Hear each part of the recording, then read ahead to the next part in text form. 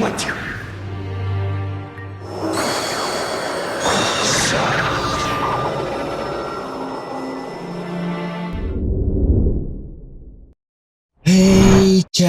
kembali lagi bersama aku Tio di channel Tio Zen. Kali ini kita akan membahas tentang Ultraman Teo episode ketiga.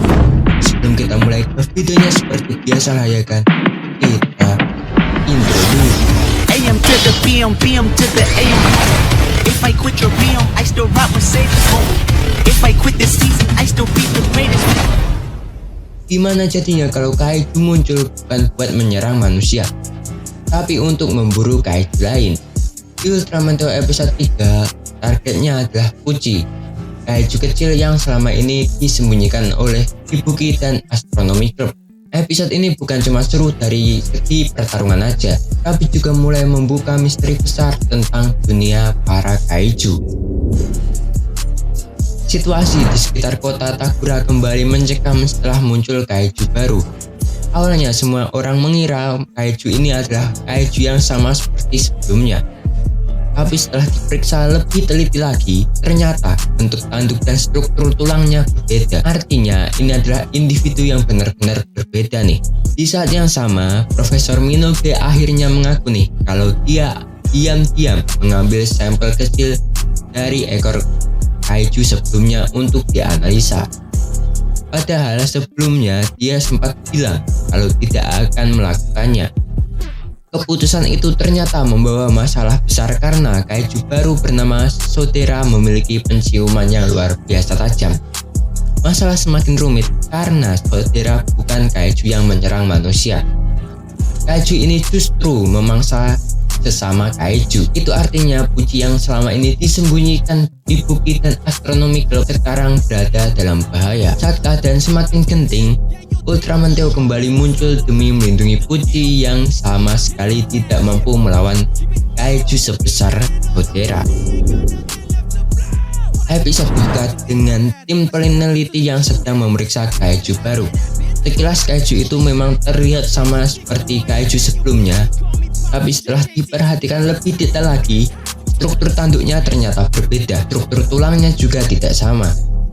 Profesor Minogue kemudian mengakui kalau dirinya diam-diam membawa pulang sebagian kecil ekor kaiju sebelumnya untuk melakukan analisa genom. Menurut Minogue, potongan sekecil itu sudah cukup menyimpan miliaran informasi biologis yang bisa membantu penelitian dia. Belum sempat penelitian berkembang lebih jauh, kaiju itu tiba-tiba menghilang begitu aja. Semua orang langsung kebingungan karena kaiju itu benar-benar lenyap dari pandangannya. Tidak lama kemudian kaiju itu muncul lagi dan langsung memangsa kaiju lain nih di depannya. Dari sinilah terungkap kalau Sotera bukan kaiju biasa. Kaiju itu adalah predator yang memangsa sesama kaiju. Bahkan muncul dugaan kalau bangkai kaiju pada kejadian sebelumnya juga sudah dimakan oleh Sotera. Melihat kejadian ini, Ibuki mulai teringat dengan kehancuran planet Hawantu, kampung halamannya. Ia mulai khawatir kalau bumi akan mengalami nasib yang sama apabila para kaiju terus bermunculan. Sementara itu, pemerintah langsung mengeluarkan perintah evakuasi karena jalur pergerakan Sotera mengarah ke universitas tempat Astronomy Club berada. Di dalam kampus, Ibuki dan teman-temannya justru menghadapi masalah baru nih. Mereka masih harus menyembunyikan Pucci. Membawa Pucci ke tempat pengungsian jelas bukan pilihan karena semua orang pasti akan panik melihat ada kaiju kecil di sana. Mereka akhirnya berusaha menyamarkan Pucci dan mencari cara membawa keluar secara diam-diam. Tapi ketika semua sedang sibuk, Pucci malah menghilang. Seluruh anggota klub astronomi langsung berpencar mencari Pucci. Ada yang mengusulkan untuk mengunggah fotonya ke media sosial supaya lebih cepat ditemukan. Tapi usulan itu langsung ditolak. Alasannya cukup masuk akal ya, kalau masyarakat tahu ada kaiju berkeliaran, kemungkinan besar Pucci akan diburu atau bahkan dibunuh. Mereka sadar kalau kebanyakan orang tidak akan membedakan mana kaiju yang berbahaya dan mana yang sebenarnya tidak menyerang siapapun. Di sisi lain, Profesor Minogue akhirnya menyerahkan sampel ekor monster kepada tim penelitian. Dari hasil analisis sementara, mereka menyimpulkan kalau Sotera memiliki indera penciuman yang sangat tajam hingga mampu mengikuti aroma darah yang berasal dari sampel manapun. Dugaan itu terbukti. Saudara benar-benar bergerak menuju kampus karena mencium jejak dari sampel yang disimpan di laboratorium. Ini dugaan awal Minobe ya. Dan tidak lama kemudian, Pucci akhirnya berhasil ditemukan. Sayangnya, saudara juga menemukan keberadaan Pucci dan langsung mengejarnya tanpa henti. Situasi berubah menjadi kacau ketika Pucci berhasil ditahan oleh saudara dan mau memakannya. Melihat hal itu, Ibu Ki yang melihat Pucci berada dalam bahaya akhirnya berubah menjadi Ultraman Theo dan menyelamatkannya dulu. Setelah itu pertarungan pun dimulai. Saudara mulai memanfaatkan kemampuan kamuflasenya untuk menghilang lalu menyerang secara tiba-tiba. Theo beberapa kali kesulitan membaca posisi lawannya karena kaiju ini benar-benar tidak terlihat. Untungnya Pucci memikirkan sesuatu yang tanpa sengaja membantu Theo mengetahui posisi saudara. Kesempatan itu langsung dimanfaatkan Theo untuk membalikan keadaan. Theo akhirnya menggunakan korinnya untuk menghentikan pergerakan saudara. Setelah itu melanjutkan pertarungan jarak dekat menggunakan pukulan cepat, tendangan beruntunan, serta berbagai teknik bela diri khasnya. Meskipun di sini masih terlihat jelas kalau dia itu masih belajar bertarung ya.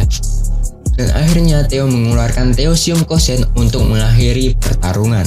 Setelah semua selesai, klub astronomi mulai mempertanyakan satu hal penting. Kalau selama ini saudara hidup dengan memangsa kaiju lain, berarti kemungkinan masih ada banyak kaiju yang bersembunyi di bumi. Pertanyaan itu menjadi petunjuk besar bahwa misteri dunia Ultraman Theo ternyata jauh lebih luas daripada yang selama ini kita lihat 3 episode pertama ini ya. Episode ditutup dengan keputusan klub astronomi untuk tetap mempertahankan klub mereka. Bedanya sekarang tujuan mereka bukan cuma mengamati bintang, tapi juga merawat Pucci sebagai anggota baru yang harus mereka lindungi. Ya, itu adalah alur cerita dari Ultraman Theo episode 3. Ya, kemarin yang komen kalau yang benar itu adalah Pucci, aku terima kasih banget ya, karena kukira itu Pucci. Ya, terima kasih banget lah pokoknya kalau kalian ini membenarkan kalimat atau pelafalan dari Pucci ya. Ya, tanpa banyak basa-basi lagi, mari kita ke poin dari episode ini. Hal yang memulai seluruh konflik episode ini ternyata bukan kemunculan saudara, melainkan keputusan Profesor Minobe mengambil sampel ekor monster sebelumnya. Sekilas memang terlihat seperti penelitian biasa, tapi ternyata potongan kecil itu menyimpan informasi biologis nih dalam jumlah yang sangat besar. Detail seperti ini membuat dunia Ultraman Theo terasa lebih realistis karena penyelesaian masalah tidak selalu bergantung pada kekuatan Ultraman. Penelitian ilmiah juga punya peran yang sangat penting dalam memahami para kaiju yang datang di bumi. Yang menarik, penelitian itu justru menjadi bumerang nih. Aroma darah dari sampel itu bisa dilacak oleh saudara hingga ke laboratoriumnya. Meskipun yang dicium saudara adalah Pucci ya, tapi dalam pemikirannya Minobe itu adalah sampelnya. Nah, artinya ancaman yang muncul bukan karena kaiju menyerang secara acak, melainkan akibat tindakan manusia sendiri. Episode ini secara halus menunjukkan kalau ilmu pengetahuan memang bisa membantu, tetapi setiap penelitian juga punya resiko yang harus dipertanggungjawabkan. Menurut pendapatku, pesan paling kuat di episode ini justru datang dari Pucci. Walaupun tidak pernah menyerang siapapun, sebagian besar orang tetap akan menganggapnya berbahaya hanya karena ini adalah seekor kaiju. Klub astronomi menjadi kelompok pertama yang memilih memahami Pucci dibanding langsung menghakiminya. Hal ini diperkuat ketika mereka menolak mengunggah foto Pucci ke media sosial ya. Mereka sadar opini publik bisa berubah menjadi ancaman yang jauh lebih berbahaya. Orang seringkali takut terhadap sesuatu yang belum mereka kenal. Episode ini mengingatkan kalau tidak semua makhluk yang terlihat berbeda pasti membawa bahaya. Saudara juga membawa konsep baru yang cukup menarik.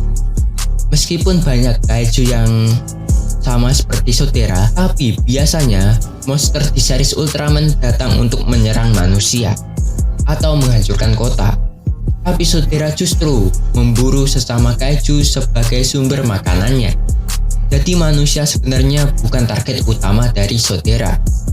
Konsep sederhana ini berhasil memperluas dunia Ultraman Theo. Para kaiju ternyata memiliki rantai makanan dan hubungan ekosistem sendiri. Dari sini muncul dugaan kalau masih banyak kaiju lain yang belum diperlihatkan. Bisa jadi kemunculan para kaiju selama ini memang saling berkaitan dan baru akan dijelaskan sedikit demi sedikit pada episode-episode yang akan datang. Ada satu hal yang menurutku menarik selama pertarungan berlangsung.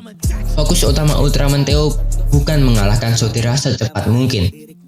Prioritasnya justru memastikan Pucci tetap selamat. Hampir semua tindakan Theo selama pertarungan selalu mengarah pada perlindungan terhadap kaiju kecil ataupun manusia yang ingin dilindungi oleh Ultraman Theo.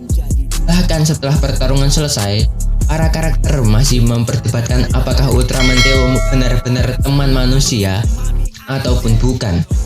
Ada yang percaya Theo baik karena selalu melindungi kehidupan kecil. Ini yang dipikirkan Anna dan Anna berkesimpulannya begitu ya. Sementara yang lain masih ragu nih, terutama si ketuanya. Misteri ini membuat karakter Theo terasa lebih menarik karena penonton belum diberi jawaban secara langsung nih. Yang jelas tindakannya menunjukkan kalau setiap kehidupan tetap layak dilindungi, tidak peduli manusia ataupun kaiju. Episode 3 menjadi salah satu episode yang mulai memperluas dunia Ultraman Theo. Kita bukan cuma melihat pertarungan melawan kaiju baru, tapi juga mulai mendapatkan petunjuk kalau para kaiju ternyata memiliki hubungan yang jauh lebih besar daripada yang dibayangkan. Klub astronomi kini punya tujuan baru untuk melindungi Pucci, sementara misteri asal-usul para kaiju masih tetap berkembang. Yang paling menarik, Ultraman Theo kembali membuktikan kalau kekuatannya digunakan untuk melindungi kehidupan, walaupun itu sekecil apapun. Ya, itu adalah kesimpulanku dari Ultraman Theo episode ketiga. Gimana nih menurut arek-arek? Ya, menurutku episode ini cukup menarik, dan di sini kita tahu kalau Ibuki sangat melindungi Pucci ya. Terlihat saat mereka berkumpul untuk mencari Pucci dan bilang kalau dia itu tahu kalau Pucci itu baik ya. Nah, menurut arek-arek, apakah Sotera benar-benar kaiju jahat atau dia cuma sedang menjalankan naluri sebagai predator di dalam ekosistem kaiju? Tulis pendapat arek-arek di kolom komentar. Ya, segitu dulu untuk video kali ini. Jangan lupa subscribe agar kalian tidak ketinggalan video terbaru dari channel ini. Like kalau kalian suka, dislike kalau kalian jelek, dan share video ini. Follow igaku yang ada di sini. Jangan lupa senyum hari ini. Wassalamualaikum and dah.